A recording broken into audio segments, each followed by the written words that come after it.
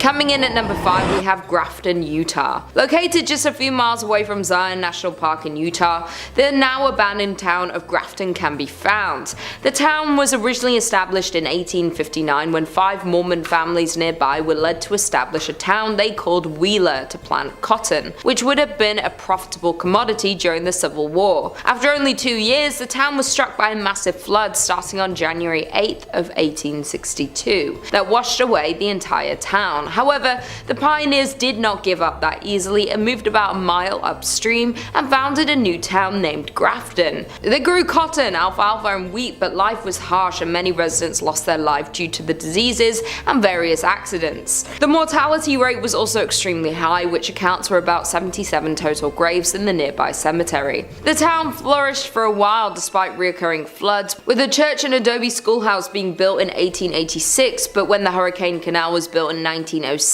many families started to move to Rockville and Hurricane, and by 1920 only 3 families remained in the town, and in 1944 the town's last residents, Frank Russell and his wife Ellen, moved as well. And although the town is now well maintained by the non-profit volunteer organization of the Grafton Heritage Partnership Project, its dark past can still be felt when exploring the area. People have reported hearing ghostly footsteps over the creaky floors in the empty buildings, as well as the breath of ghostly souls on the back of their necks. The entire town gives visitors a feeling as if being watched, and the shadowy figures can sometimes be spotted in the windows. Another visitor of the ghost town visited the basement of the Russell home and claimed that they found a chair sitting in the middle of the basement with a mark on it as if someone had recently sat on it. They had been exploring for over an hour at this point and had not encountered another person on the way to town or the entire time they were there, but for some reason the print looked brand new, with not a single speck of dust on it. After filming for a few moments in the basement and recording into the silence, they felt a rush of air, as if someone had just walked past them, which scared them, and they decided it was time to leave. There are even rumours of skinwalkers lurking in the area. Even the cemetery itself has many reports of people hearing crying, laughing and chilling screams, especially late in the day and when it's overcast. Some people have even seen a woman in a dress with her hair in a bun walking around the cemetery sobbing, but when they approached her she disappeared into thin air. There is no doubt that there is definitely a very uncomfortable feeling while walking around the gravestones, which isn't surprising knowing the sad history of the people laid to rest there. In at number 4 we have Deadwood, South Dakota. The town of Deadwood is located in South Dakota and gained attraction in the gold rush of 1876. In 1875, a miner named John B. Pearson found gold in a narrow canyon in these northern Black Hills. This canyon became known as Deadwood Gulch because of many dead trees that lined the canyon walls at the time. Practically overnight, the tiny gold camp boomed into a town that played by its own rules that attracted outlaws, gamblers and gunslingers along with gold seekers. At its height, the city had a population of 5,000, attracting larger-than-life Old West figures back then. The business district comprised largely of saloons, dance halls, card parlors and bodacious bordellos. They were all hungry for gold and did whatever they had to in order to get some. The business did whatever they could to serve the gold diggers, and sometimes that led to a little bit of conflict. Because of this, the now ghost town still lives with stories of its dead residents haunting present-day hotels and saloons. In 1876, Deadwood survived a smallpox epidemic that nearly wiped out the whole town. There were so many infected that multiple tents were erected to quarantine the stricken. In addition, it suffered 3 major fires. One devastating fire occurred on September 26, 1879, destroying more than 300 buildings and consuming the belongings of many inhabitants. Many numerous economic hardships also followed, pushing it to the verge of becoming another Old West ghost town. One of the most paranormally active sites in the ghost town is the Adam House. Built in 1892 after owner W.E. Adams had a stroke on the premises, his wife was so disturbed by the sounds of his ghost still walking around, rocking the rocking chairs and so forth, that she moved and left the house untouched, exactly as it was when he died. Now visitors and employees report having seen a rocking chair rock on its own, encountered a shadowy man standing at an upstairs window, and heard voices and footsteps in rooms throughout the house. In at number 3 we have Garnett, Montana. Found in Montana, the abandoned town of Garnett was another gold rush town that drew thousands of hopeful miners. Between 1862 and 1916, gold was mined from the area. During the peak of the town, it had hotels, saloons, schools, and stores in the midst of the town's biggest years. A 1912 fire burned down half of the town, and what was lost was not rebuilt. Many of the remaining structures were in poor condition even when they were lived in and regularly visited. This marked the decline of the town, as after 1917 the mine began to offer less and less, and by the time of World War I the town was almost fully abandoned. Garnet is perhaps the best preserved coast town in the state of Montana. There are plenty of people who believe the abandoned buildings are still home to some of the residents who once lived there. Some visitors have reported hearing laughter and music coming from Kelly's Saloon, which is the most common occurrence. I quote, "We didn't experience anything bordering on the supernatural during our visit, but we did find the beautifully preserved artifacts to be windows into Garnet's incredible past." Coming in at number 2 we have Jerome, Arizona. Located in Arizona, you will find the ghost town of Jerome. Once a copper mining town, Jerome was the third largest town in the early 1900s. Its streets were filled with 37 saloons, 13 bordellos, and a meager 4 churches in 1917, and again in 1926 after a mine blast damaged the original. A series of ill-fated events at this site would almost lead one to call it cursed. When the Great Depression hit, conditions in the town took a sharp downturn. Plagued with man-made disasters and poor fortune, Jerome's population gradually dwindled from thousands to somewhere between 20 to 50 residents. Finally in 1950 the town was abandoned for good. A number of visitors have recounted other mysterious sightings. Visual apparitions range from human-shaped figures that roam the halls and stairways of the old hotel to a friendly animal that is said to scratch and meow at the doors. Additionally, one of the town's most well-known ghosts is said to lurk at the town's community center. Formerly called Lawrence Memorial Hall, the building is more often familiarly termed Spook Hall due to several strange happenings. With all the other apparitions wandering about this historic town, the cemetery, of course, known as the most haunted place in the whole town. Visitors here have made numerous reports of dark figures moving about, the sound of ethereal footsteps, and the sounds of distant voices. The old cemetery includes graves dating from 1897 to 1942. And finally in at number 1 we have Cerro Gordo, California. Cerro Gordo is a ghost town located in Death Valley and is considered one of the best abandoned places in California. Cerro Gordo means fat hills in Spanish. It was named this for the vast amount of silver it contained. By the end of 1869 the city flourished and became well known for its promising business. By 1871 Cerro Gordo was well established as a mining town. The American Hotel was completed that year, as were several other permanent structures, a general store, restaurants and saloons.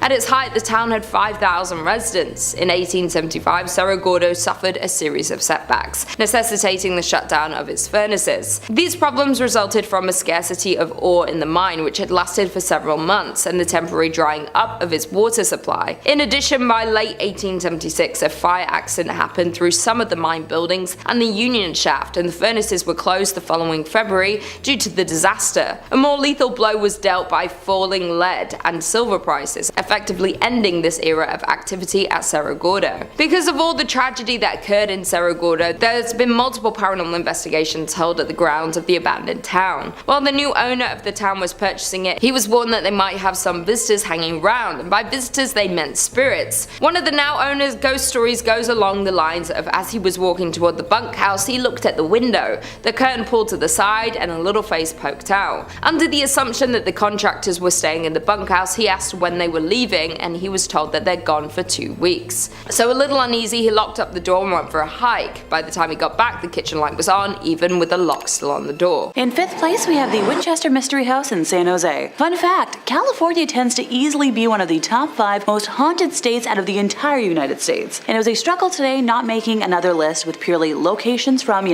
California. The origins for this crazy tale begin in 1881, when the passing of Sarah Winchester's mother, father-in-law, and husband, William Winchester, of the famed Winchester Repeating Arms Company, all happened in under a year, leaving her with a very large inheritance, assumed to be around $20 million, and a 50% stake in the company, making her one of the wealthiest women at the time. If $20 million doesn't sound super rich to y'all, in today's money that would be about $561.6 million. Chump change, right? After living in Connecticut for the majority of her life, an arthritis diagnosis and meeting with a medium convinced Sarah to start a new life in California. She believed her family to be cursed by victims of the Winchester rifle and began construction on what was originally a 2-story, 8-room farmhouse, which she purchased in 1886. She and her late husband shared an interest in architecture, and after dismissing all of the architects she originally met with, Sarah decided to do all of the home planning herself. She was known to rebuild and abandon construction if anything didn't meet her expectations, which resulted in a maze-like design. It is believed that said maze-like design was mainly intended to confuse and keep spirits from harming her and what was left of her family.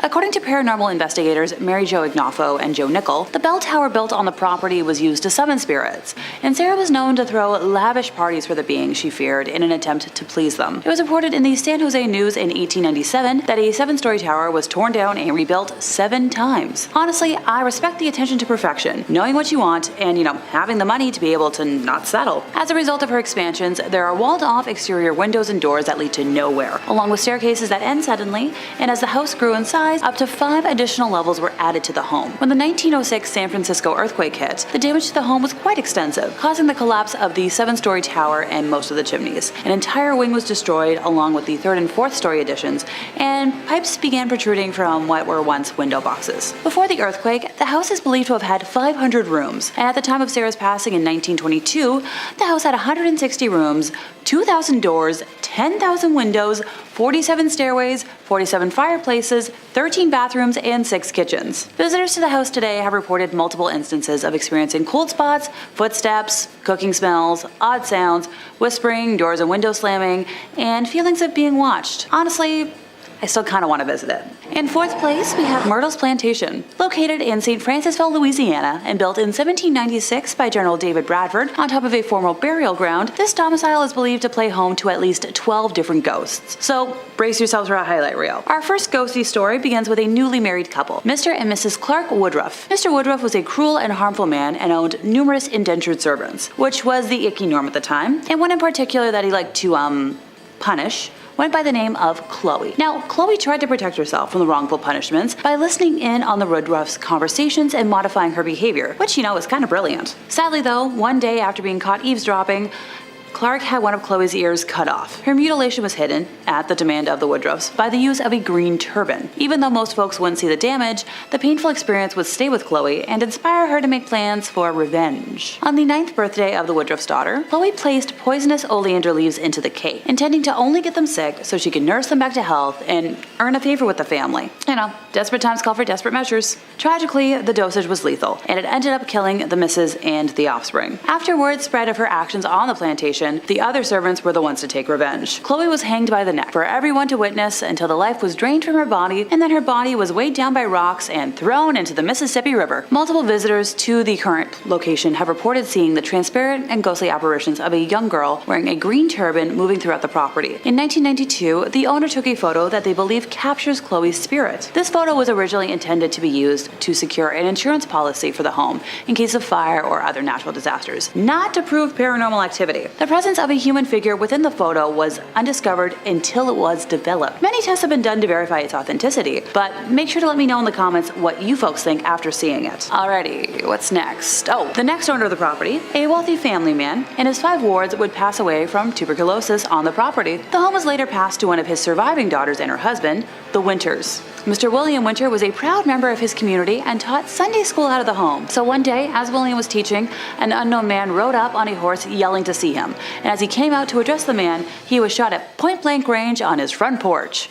William retreated into the home and staggered partway up the stairs before passing away in his wife's arms on the 17th step of the staircase. The sound of his strong and forceful stomps still linger in the home today, as visitors report hearing heavy footsteps from empty staircases. The overall paranormal activity became more noticeable in the 1970s once it was purchased by the Myers family. Oh, right, remember how I mentioned it was stupidly built over a burial ground? The ghost of a young Native American woman has been repeatedly spotted, fluttering about. During the Civil War, the house was ransacked by Union soldiers, and legend claims that 3 were killed in the house, leaving a scarlet stain in a doorway, roughly the size of a human body that cannot be removed. In 3rd place, we have the Crescent Hotel. Located in Eureka Springs, Arkansas, it was erected in 1886 and has served several purposes over time, such as a luxury resort, a conservatory for young women, and a junior college.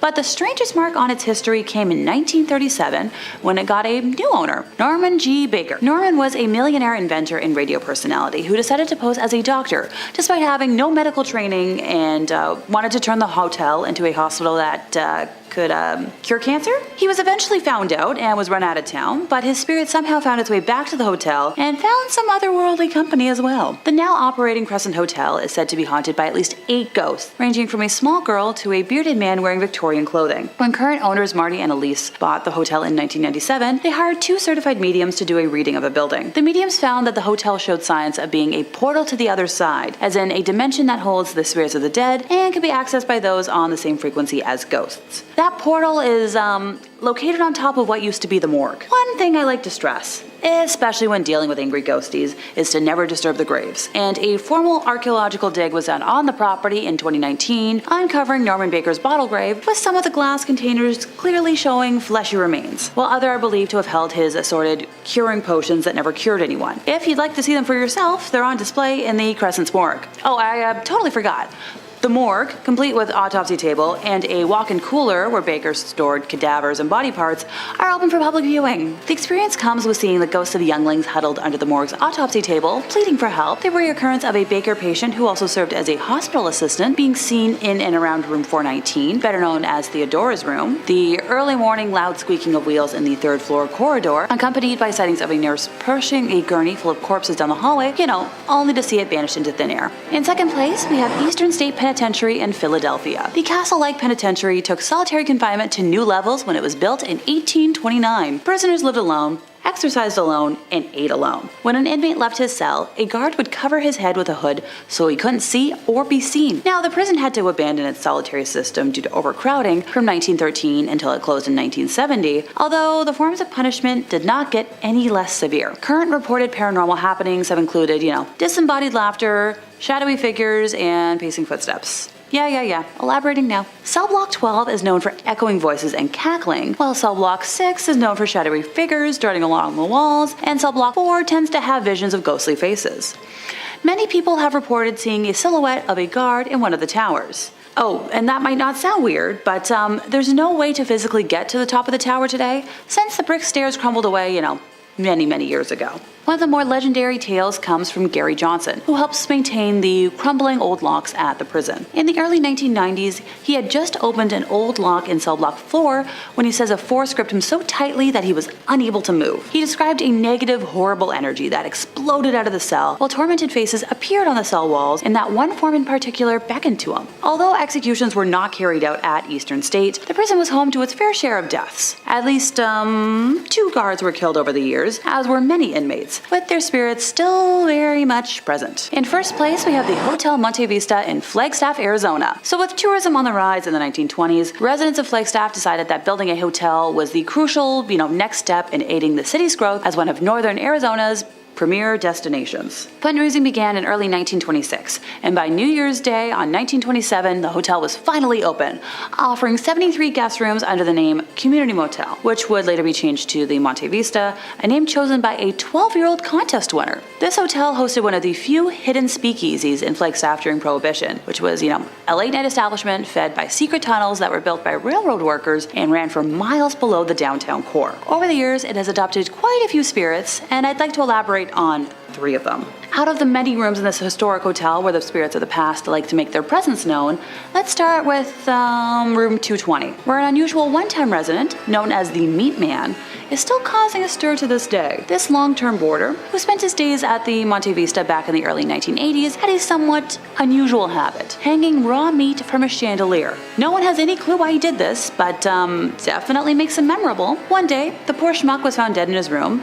Nothing suspicious otherwise, and what has happened in that room since that day is why he made this list. On one such occasion, not long after the Meat Man had passed, a maintenance worker for the hotel was up in room 220 making a few repairs. When he left, he turned off the lights and locked the door, but when he returned shortly after, he found that chaos had erupted in his absence. The television was fully on, playing at full volume, and even more distressing, the linens on the bed had been violently removed, ripped up, and scattered across the room as if in a fit of anger. The maintenance worker in question steered clear of room 220 from then on, but even today, guests in the room have reported the television acting on its own accord, though it, has long since been replaced, as well as the cold touch of a man's hands. Ooh. Next up, the rocking chair of room 305. So the most common report, which has been well documented, is of an elderly woman in the rocking chair by the window. Guests have long told the tale of the chair moving by itself, knocking against the closet, and some have even seen the old woman herself, gazing longingly out the window. While the woman's name is not known, old stories from the hotel tell of a long-term resident who would,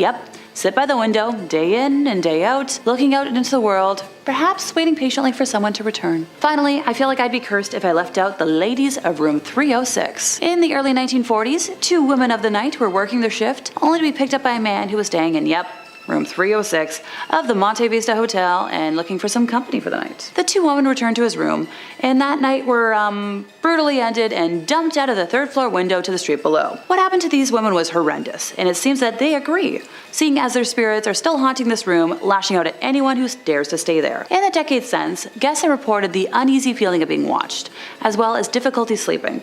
Men in particular tend to be affected, with some claiming that ghostly hands have been placed over their mouths or throats while they sleep. Number 5 on this list is the House of Wills, a historic mansion with a deep history and an even deeper haunting. The Atlanta Journal-Constitution says it was built in 1898 by the Germania Tavernian Social Club, according to the website of the current owner, Cleveland artist Eric Freeman. By 1912, it was turned into the Hospital for Immigrants, and by 1920, it housed the Cleveland Hebrew Institute until 1938, prominent African-American entrepreneur and businessman John Walker Wills bought the property in 1942 to use as the location for his second funeral parlor. Wills died in the home in 1971 and his family sold it in 2005. The home fell into disrepair until Freeman bought it in 2010 and started the challenging work of restoring and renovating the property. Freeman said on his website that Wills is believed to be one of the many ghosts that haunt the house, and on his Facebook page he posted a scary electronic voice phenomena, or EVP, recording from the house of what sounds like dozens of spirits from beyond trying to be heard by the living. There have actually been some famous paranormal investigators that have looked into this mansion before, and they all came to the same conclusion. It's haunted. A swirling mist will occasionally appear in the mansion, followed by stark temperature changes and a horribly foreboding sensation. Visitors who've stayed at this mansion for extended periods of time say that the visit changed them, that they're sort of constantly on alert after that stay, as if they're hyper aware all of the time. Unless you're trying to feel anxious literally all of the time, I'd book another place to stay if I was you. Number 4 on this list is the Sealy Rose House. This house is located in the Malabar Farm State Park, which is in Richland County. To this day, it's still a working farm, which is kind of shocking considering the horrible tragedy that occurred here many years ago. Sealy Rose is actually the name of a person, a young girl who lived in the late 1800s. This girl wasn't innocent and sweet as the stereotypical farm gal is.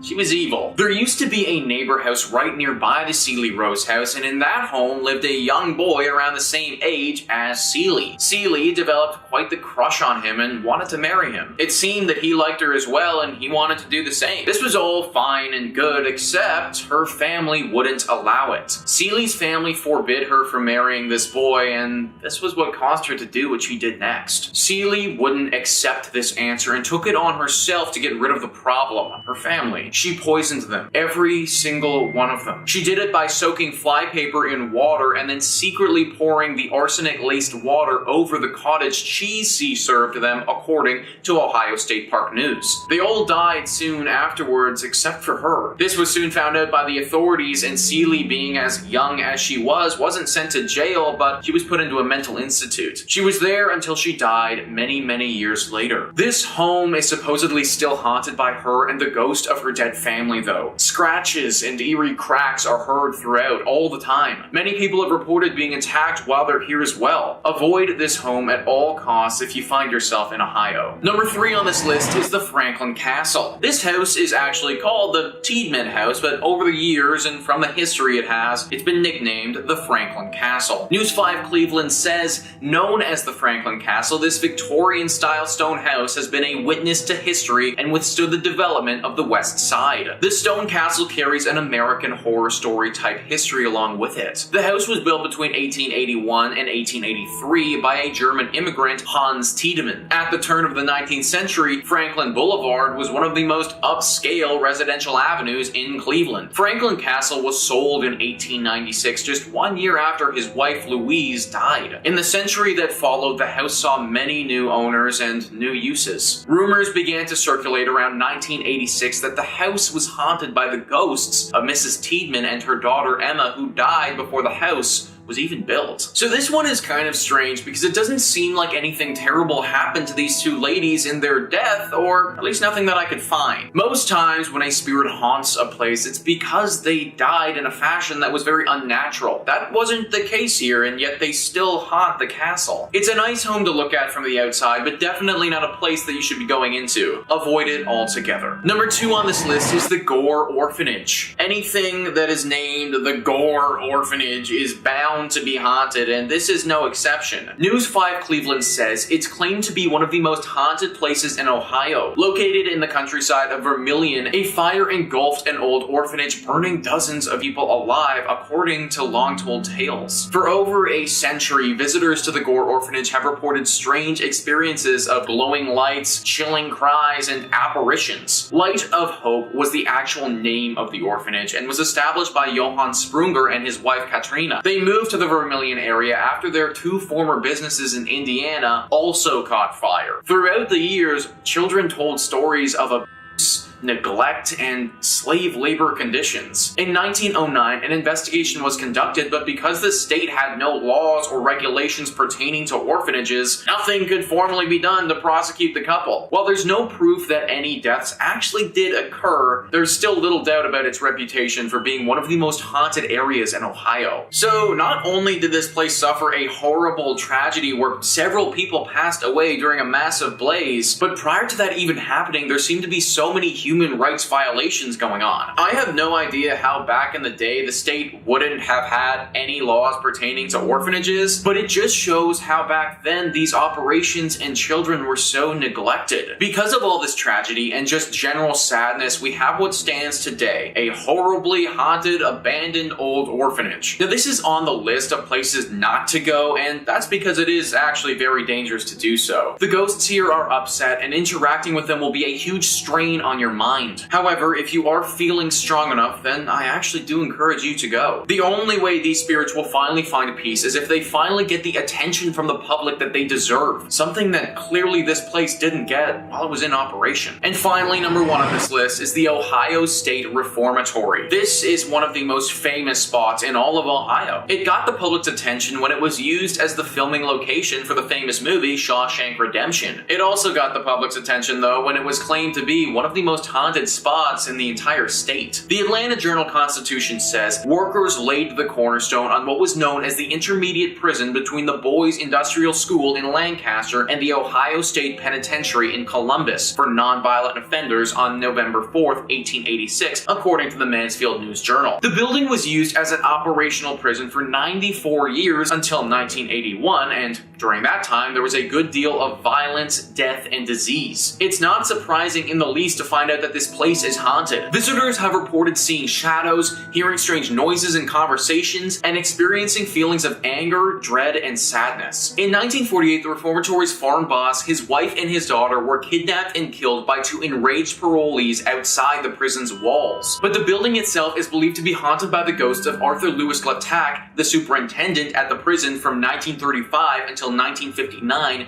and his wife, Helen. The warden's wife died from an accidental shooting, and several years later, the warden died from a heart attack, according to the Preservation Society. The couple's disembodied voices have been heard in the prison's old superintendent's office. A boy is also believed to haunt the basement, where he was reportedly beaten to death, according to the website Mysterious Heartland. So, yeah, I think it's pretty clear by all of this that this place is not the sort of spot you want to be visiting anytime soon. The amount of violence that this location would have seen is just truly abhorrent, and I'm actually surprised that they were able to get through the entire filming of the Shawshank Redemption without some serious ghostly interventions. Maybe it's because they had Morgan Freeman in the movie, and, well, let's face it, he's kind of an angel. Number 5 on this list is the Myrtles Plantation. The Myrtles Plantation is located in St. Francisville, Louisiana, and is home to a plethora of ghosts. The The plantation was established in 1796 and is said to have been built on an ancient burial grounds. These burial grounds have obviously contributed to the deep spiritual presence that it has, and the reports that there are 12 different ghosts that currently occupy the space. However, the spirit that is most commonly seen wandering the place wasn't from these burial grounds at all, but an incident that occurred at the plantation many years ago. Chloe, a slave of the plantation in the early 1800s, was eavesdropping one day on a conversation between the family who owned the plantation. The punishment was swift and drastic, and they cut off one of Chloe's ears so that she would never do it again. Chloe obviously didn't take too kindly to this, and even though she knew it would most likely mean her death, wanted to retaliate. She did so by poisoning a birthday cake, which in turn killed two of the owner's daughters. For this, she was put to death and executed. However, it is said that Chloe's spirit still wanders the ground to this day and is the most commonly spotted ghost at this plantation. She will be wearing a turban to cover up her ear that was chopped off when she was alive. If you ever see this ghost, people say that you immediately get filled with a deep and solemn depression that hangs over you for quite some time. People speculate that the deep depression that you feel after encountering her may have been the way that she felt while she was alive. Number 4 on this list is the Whaley House. The Whaley House is located in San Diego, California, and is said by some to be the most haunted home in all of the United States. The ghost who haunts the home is not your standard phantom. In fact, it is the spirit of a convicted high-profile robber from the 1850s. Yankee Jim had a good run of thievery, but was inevitably unable to avoid the gallows and was hung off of the back of a wagon in 1852. Thomas Whaley was at that hanging and watched as Yankee Jim died. This did not deter him though from purchasing the very land where it happened. It was at this spot that he proceeded to build what is known today as the Whaley House. It didn't take very long at this home though before the Whaleys quickly realized the errors of their ways. It is said that it took only a few weeks of living there before they started to notice strange ongoings at the home. Doors would slam without anyone around them at all. They may even lock themselves as well with you inside. Footsteps could be heard moving around the home at all hours throughout the day. These footsteps were large, the sound of a big boot attacking the ground, the sound of Yankee Jim. In the entirety of that time the family owned the home, for over 100 years, there was never a time that they said they weren't haunted in this house. After the home was donated and turned into a museum, the sightings became more exaggerated. Different phantoms started appearing, screams were heard, items would float from place to place. A parapsychologist even reported seeing a phantom dog run through the home at one point. Frankly, I don't believe all of these secondary claims. It kind of feels like people's imaginations ran with the idea of having a haunting once it turned into a museum. But I do believe the ghost of Yankee Jim to be a very real thing. If you do go to this home, make sure you have no valuables with you, or Yankee Jim may just claim them for himself. Number 3 on this list is Bachelor's Grove Cemetery. We just spoke about the most haunted home in America, so it's only fitting that we talk about the most haunted cemetery in America. The Bachelor's Grove Cemetery is located in Chicago, Illinois, and has potentially the widest array of ghost stories that I've ever heard of. It's not the biggest graveyard in the world. In fact, it doesn't even operate as one anymore. It was established in the 1840s and practically abandoned in the mid-1900s. There were rumors that the mafia used to use this place as a spot to dump bodies, as it's reasonably secluded and nobody could see them do it. Its secluded nature, rumors tied to the mafia, and the inevitable vandalism that it did receive could all be reasons why it's haunted today. Now, I was talking about the mafia and gangsters. Well, one of the biggest ghostly sightings at this cemetery is actually a gangster car.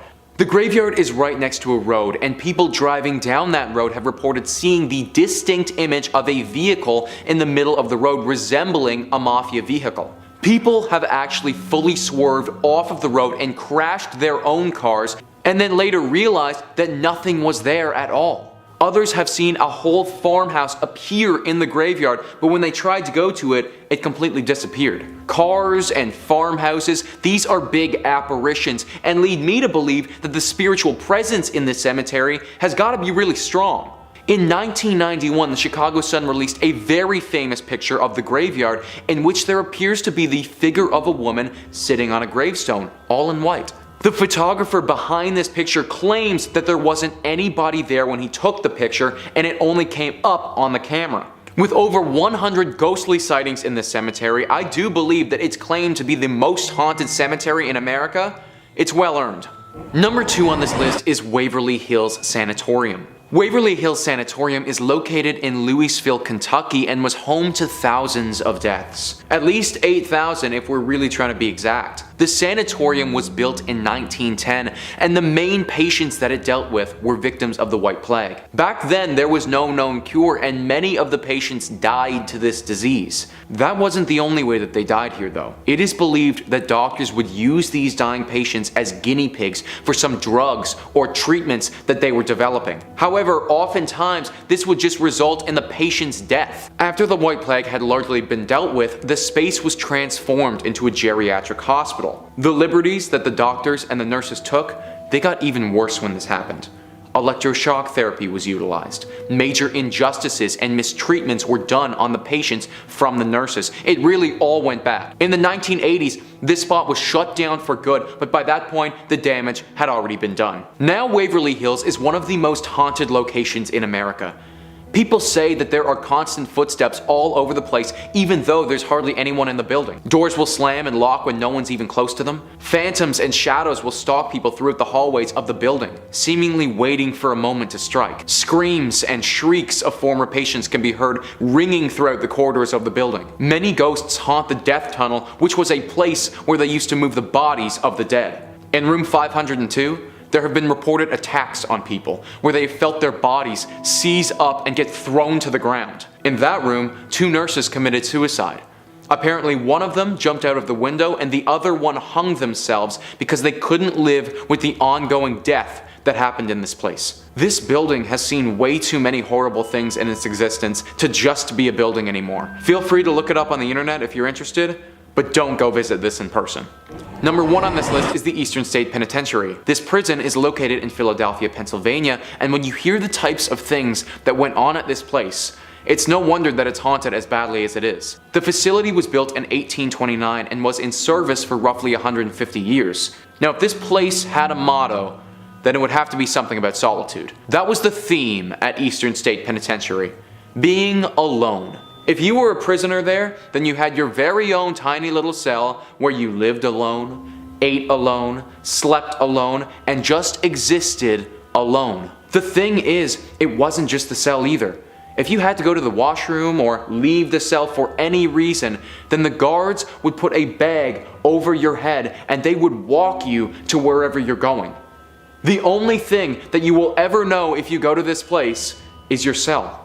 The mental strain that amount of solitude would have had on those prisoners, it would have been insane. This wasn't the only form of punishment though. There were reports of chaining your tongue to your wrist and leaving you like that. They would dunk you in water and then they would hang you outside in the winter until your body literally froze. And honestly, there was a lot more horrible things that they did too that I don't even want to get into. Either way, due to all the horrors, due to all the death, due to all the atrocities that went on in these walls, the prison now boasts its fair share of ghosts. It is currently open to the public, however, I would not recommend going and checking it out. They have various cell blocks that are all known for different ghostly experiences. One of them has extreme echoing voices of laughter as if somebody was going insane. One of them has what it feels like evil shadowy figures jumping from wall to wall. The bloodthirst that these figures have is reportedly palpable. Another cell block has the visions of the dead faces that appear battered and bloodied right in front of you.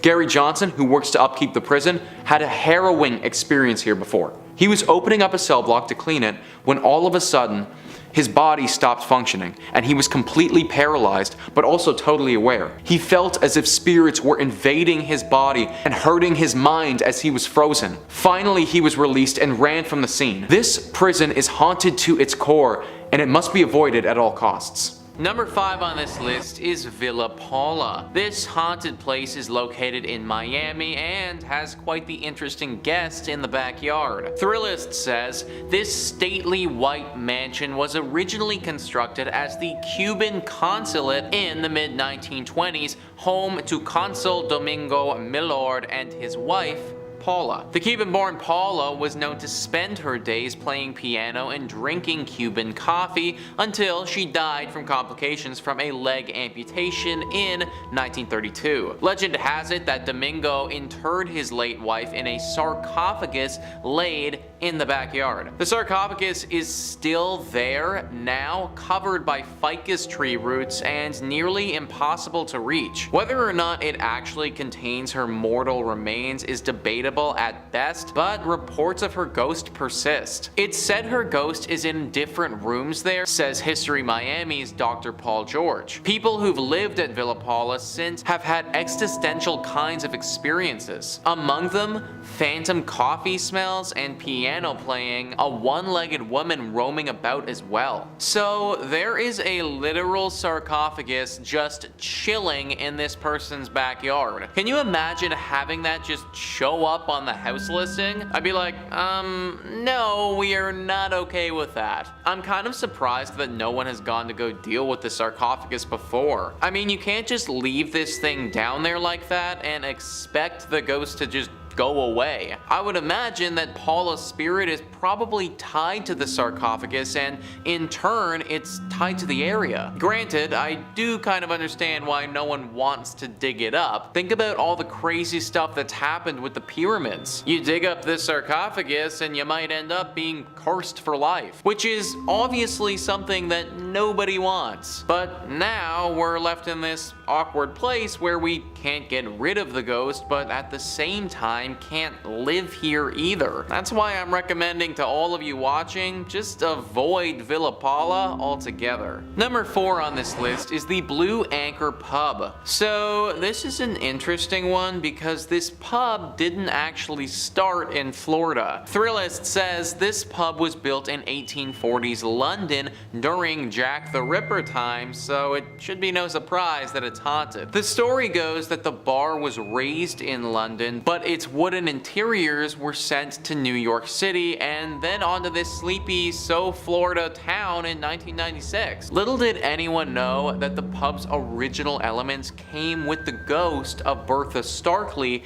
a cheating wife who was murdered by her husband. Today, she can be heard rattling pots, knocking things over, and wailing in the middle of the night at the Blue Anchor. Every night around 10 p.m., the time that she was murdered, Bertha likes to remind everyone she's still here, so the current owners ring the ship's bell to scare her away. So, first thing, I've never actually heard of that before, where they take a building from one continent and then just decide to move it over to another continent. This bar must look pretty cool on the inside to go to all that trouble though. Obviously, this was a bit of a mistake and everyone would have been better served if we relocated this thing straight to the dump. Bertha doesn't care if it's in London or America or anywhere. As long as the structure of this pub is still intact, her ghost will still be floating around, which makes it very hard to enjoy a night out at this place. Like, imagine drowning several pints, going to take a piss,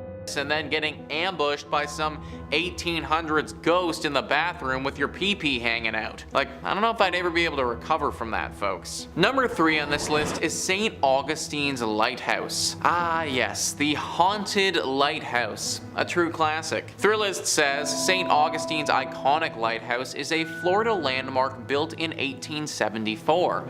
But climb up its 219 steps, and it's not just the views that will take your breath away. First, there's the ghost of Joseph Andrew, the original lighthouse keeper who fell to his death while painting the 165-foot tower. Then there are the Pity's 2 daughters who were playing with a building cart when it broke loose and slid into the nearby bay, drowning them both. While the girls giggle and run up and down the lighthouse steps, Joseph has been reported smoking cigars at the top of the lighthouse, keeping watch over his forever home. You know guys, if I had to be a ghost, then being Joseph wouldn't be the worst. I get to look out at the pretty scenery at the top of my lighthouse where hardly anyone bothers me, and I get to smoke cigars all day. Like, obviously I wouldn't want to be a ghost, but if I had to be, then this wouldn't be that bad. Either way, I'm not a ghost now. I am very much a human being, and if I want to stay a human being, then I recommend avoiding this place. It can obviously be very jarring to see two little ghost girls running around, and even though all of these ghosts are supposed to be pretty chill, we know that the paranormal can be unpredictable. I'm sure that there are tons of other non-haunted Florida lighthouses around if you're really pining for a good view. Number 2 on this list is Fort East Martello. If you don't like dolls, then you really won't like this one, guys. Thrillist says, if there is one rule all Floridians follow, it's do not mess with Robert the doll. The 4-foot figurine has terrorized anyone who hasn't taken him seriously since he was gifted to artist Robert Jean Otto in 1904. Otto blamed any mischievous act around him on Robert the doll, effectively coining the oft-repeated Robert did it mantra. The doll currently holds court inside Fort East Martello, where he lives inside a glass case surrounded by a constant soundtrack of haunting xylophone music. The room evokes a heavy air immediately upon entering, and the walls are papered with apology notes from cocky tourists who've dared cross the world's most haunted plaything. Even the Prince of Darkness himself, Ozzy Osbourne, felt Robert's wrath when he suffered a series of health mishaps shortly after dissing the doll on his reality show. I don't like dolls, folks, especially the haunted variety, so this entry obviously had to make the list. Clearly it curses you after you see it because people literally have to come back here and ask for its forgiveness. I don't know if the notes work or not, but I guess that's all you can do when you're dealing with a haunted doll. Hopefully this doll can just chill out and stop haunting people, but in the meantime, I just flat out avoid going to this place in Florida altogether. And number 1 on this list is Casa Monica Resort and Spa. It really sucks that this place is so haunted because it's truly beautiful. Thrillist says St. Augustine's fanciest hotel is also its most haunted. In fact, this 5-star Mediterranean revival haunt is a hotbed of spectral activity. Children are heard running along the 4th floor, but no one is there. The radio in the Ponce de Leon suite randomly comes on, but no one's there. Guests of room 411 wake up to people staring at them, but no one's there. But it's the 3-story Flagler suite high in the tower that's most haunted. Maids have seen a child's handprint appear on the 1st floor bathroom mirror, and after knocking, one heard a man say, "We've been expecting you," from an empty bedroom. Its spookiest claim to fame, however, is the male ghost staring out of the top tower window. He's believed to be the ghost of one of 2 people, either Franklin Smith, the architect who built the hotel, or Henry Flagler, the man who purchased it. I personally don't care if it's the architect, the man who purchased it, or God. Anyone who says, "I've been waiting for you as I enter an empty bedroom," it's not the type of individual I want to be around. Also, where are these children coming from and what are those sounds? Okay, so you want to tell me a scary story where the architect of the building fell in love with his work and then when he died, his ghost stayed here. Alright, fine, I can buy that, I can believe that, but like, what are the children doing here? What do they have to do with this place and the architect? Maybe this is just one of those spots where it doesn't matter what happened here, it doesn't matter what will happen here in the future, it's just always destined to be haunted. Kicking off the list at number 5, the Landmark Inn. Located in the Upper Peninsula of Michigan, right around Lake Superior, you'll find the Landmark Inn. Yeah, nice and cute and cozy. Come on in, take your coat off, stay a while. This fancy hotel was originally built in 1930 as a luxury accommodation for wealthy business owners from all around the United States. Sounds like a good time. Let's gather, let's talk shop around candles. These business owners would visit the Landmark to check on their business interests, all that good stuff. Though for its 100 years being open to guests, the hotel has had multiple reports of, you guessed it, ghosts and paranormal activity. It's so common at the Landmark Inn that the ghost hunters and paranormal investigators, they make trips out to the hotel quite often just to check in and be like, "Hey, how's it going?" And they put on their gadgets and they just check in on them. They can rely on them. The hotel's 6th floor is home to one of the saddest stories the hotel has ever seen. This story takes place in the 1930s when the hotel was a new, lively social and cultural center in town. The story revolves around a ship worker who fell in love with a local librarian and conducted their love affair in the Lilac Room. Yeah, of all places, of course, let's go meet the Lilac Room. Sounds beautiful. And that was where the man was staying. Perfect place to meet. The couple was said to have a planned wedding upon his return from the last voyage on the sometimes treacherous Lake Superior. Unfortunately, their love affair ended in tragedy when his ship met with a storm and sank to the bottom of a lake. He never returned to the shore, and the librarian mourned the man in said Lilac Room, eventually dying herself of a broken heart. The heartbreaking story comes with many reports of the Lilac Room now being haunted. Yeah, rightfully so, as a large number of guests has reported hearing cries and whispers from a female. The female is also seen by many guests and workers on the 6th floor near the Lilac Room, crying and mourning for her loved one. A less romantic story that is associated with the hotel goes back to when it was even finished being built. During construction, a man ended the life of his girlfriend due to anger and jealousy, and this took place right after she told him about her past boyfriends and their relationship history, just normal stuff that he flipped out on, just a monster. And since the hotel was still being built, to conceal the evidence, the man buried her in the unfinished basement. Just horrible stuff. You knew I was going there and you're like, ah, please don't. To this day, decades later, visitors and employees report hearing cries from that basement, and some report hearing whispers from a female voice asking for them to find her body. I just got goosebumps. That's real goosebumps. No matter how much time goes by, these two women, heartbroken for different reasons, still haunt said hotel today. Number 4, Michigan Bell Telephone Building. The Bell Telephone Building can be found in downtown Grand Rapids. It's known from the legend that the building is haunted by 2 ghosts. It's always 2, eh? Always gotta have pairs.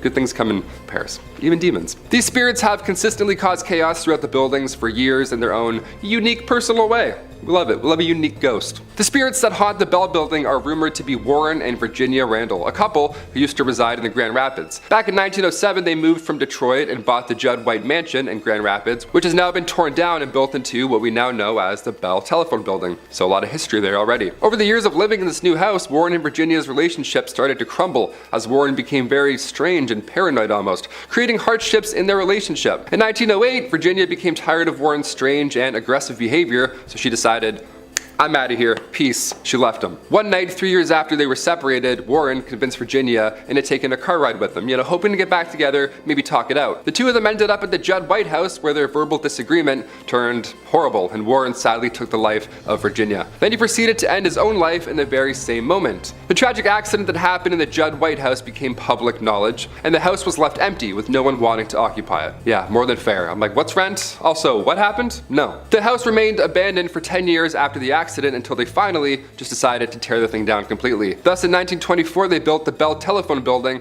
on the ground, which still is in operation today. Yeah, they didn't tear that one down. That one's still going strong. Due to the horrifying scenes that happened on the grounds of the Bell Building, many claim that the spirits of Randall and Virginia still remain, haunting the new building. Some say that ghosts move into the new building and remain there to this day. I mean, I think that's possible. Ghosts like to move.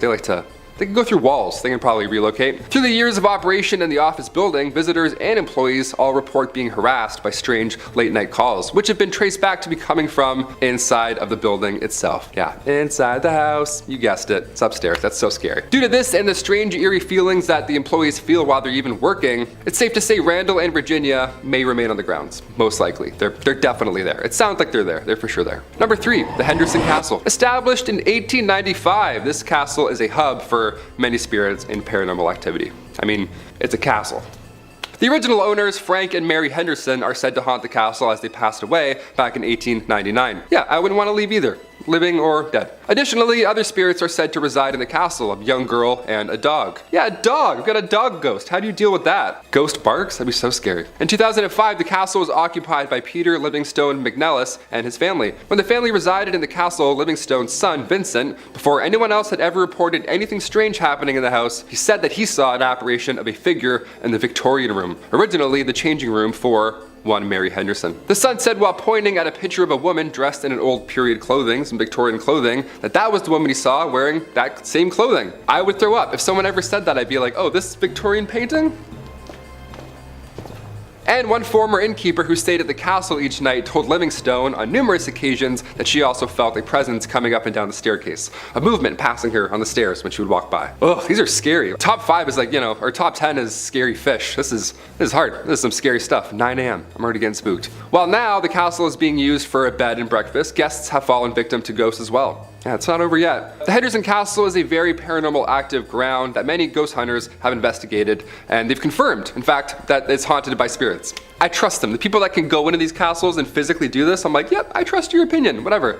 He just comes out, he's like, haunted. Like, thanks, Daryl. This has been confirmed as these ghosts have interacted with many paranormal investigator teams, in addition to guests and employees of the castle. Yeah, they're just harassing everyone. The ghosts seem to be friendly, not evil whatsoever, so that's a good side, I guess, to being haunted by ghosts. They have been known to speak and physically touch guests and employees. Just they touch them on their back, side, shoulder, always in the back. You never see it coming. It's always in this region. Not only that, but there's also been reports of radios making weird noises or turning on by themselves, even though they're either unplugged or just either turned off. Both bad, both scary. Guests and employees have also reported hearing footsteps upstairs, slamming doors from unexplainable sources, and some ghosts have been wearing the clothes that they wore while they were alive. Clothes that they wore while they died in, probably. As the spirit of Mary Henderson has been reported as many guests at the top of the staircase, wearing her usual getup. Imagine being like a clown, like a jester, and then you die in that, and that's what you look like as a ghost. You're like, what? I was doing a mascot gig. I don't look like a shark forever. Number 2, Allegan Lodge. The old Allegan Elk Lodge was built in 1909. It was used as a psychiatric and TB hospital until its closure in 1948. The lodge was a former hospital that was frequented by mobster Al Capone, and one that many say is haunted by at least 7 different ghosts. Yeah, you thought 2 was bad. Add 5 more. Now we got 7 ghosts. And it's currently on the auction block in Allegan. If you have a lot of money and bravery, there you go. While the structure was originally built by physician John Robinson in 1909, somewhere in the 1920s, it was sold to a doctor from the Chicago area who had allegedly had underworld ties. That's a great doctor. That's just who you want working on your pancreas. Brought pancreas back today. The facility was supposedly frequented by mafia figures such as Al Capone, the Prohibition-era Chicago mob boss, and his men. Yeah, when they needed medical attention or when they simply needed to get away from Chicago, this is where they'd go. The old Elks Lodge, Al Capone. He's like, oh, it's cozy, they have great soup. Years later, it was used as an Eagles Lodge and an Elks Lodge. And in 2010, it was acquired by an Allegan woman who began renovating the property, but now she wants to sell it. Yeah, can't imagine why. Because one of the former doctors who owns the lodge had underworld ties, maybe? Something like that? I don't know. It led to a lot of people believing that there's a lot of undercover stuff about this lodge. It's still happening to this day. I don't know why I'm doing this like it's like over there, but I'm like, there's something going on in that lodge. Especially as it's known to hold 7 different paranormal entities, like I mentioned previously. For many years, employees and visitors have told stories of spirits who relentlessly roam the building. Some of the paranormal activity that has been experienced here includes cabinets opening up by themselves in the kitchen, sounds of children laughing, it's always calming in the morning, photographic anomalies captured throughout the building, and like you name it, shadowy figures in the basement, all bad. Notably where the morgue was located, the basement, good stuff, a lot of stuff happening in there. They'd be knocking on the front door, indiscernible conversations, and ringing at the doorbell when no one was present. Yeah, good stuff. Again, I have goosebumps, they're back. Guests also heard footsteps and the sound of hospital activity long after being used as one. They'd also see full-bodied apparitions of children. They would just see ghost children. That would be it. I wouldn't have to see any more. I would just see the ghost children and be like, again, see ya. Like that's. And finally, number 1, 0.0 Barks Lighthouse. There are plenty of lighthouses in Michigan, and plenty of them are rumored to be haunted, of course, because they're lighthouses and they're creepy, as they normally are. And this one is no exception. Built in 1847, real old, lot of history with this one. The lighthouse is located on 0.0 Barks. As the legend goes, early to mid 1800s, Peter Shook had been 0.0 Barks' first lighthouse keeper. He was the OG. In 1849, Peter drowned while he and a couple of friends were sailing to Port Huron to pick up supplies for the lighthouse. He left behind 8 kids and his wife Catherine, and she took over at that point for Peter's duties, thus becoming Michigan's first female lighthouse keeper. Since then, people have claimed to see the spirit of Catherine walking along the edge of a cliff dressed in mourning clothes, as she is still heartbroken by the loss of her lover, of course. As we talked about earlier, ghosts like to wear the things that they were, that they passed away in. Again, would hate to be a clown outfit, that would suck. She had also been spotted in the window of the 2nd floor wearing an apron, along with an apparition being seen, footsteps ascending and descending the tower stairs, and giggling has also been heard. Yeah, you hear giggling and there's cold spots, therefore haunted, for sure haunted. And the smell of burnt tobacco has also been wafting through the air many a times. Lighthouses are pretty stressful, more than fair. When paranormal investigators, specifically the Southeast Michigan Paranormal Society team, when they had a 2-day intensive investigation after their search, they concluded that they believe that there is every reason for the lighthouse to be haunted. The investigators did some electric voice phenomenon work in the living room, and then they heard loud thuds from overheard. Like, where did they get this gear from, Like, I want this gear. I have some questions of myself going on in the apartment. I want to swing it around a bit. A sound of something scraping along the floor as well, and additionally, during their investigation, the rocking chair had moved 2 feet and was still moving. Just love to keep rocking around. We love that. We love haunted rocking chairs. We love unexplainable forces. While they were upstairs, they also reported hearing heavy footsteps from another unknown source. So many ghosts, there's rocking chairs, people moving around, working in the basement. It doesn't sound like the afterlife is a peaceful one, if I'm being honest. Sounds like there's a lot of to do after you die. I'm not really looking forward to it. I thought I could just kind of float around in your paintings, but now it sounds like I'm gonna have to go and wear this. Wear my morning clothes, who knows?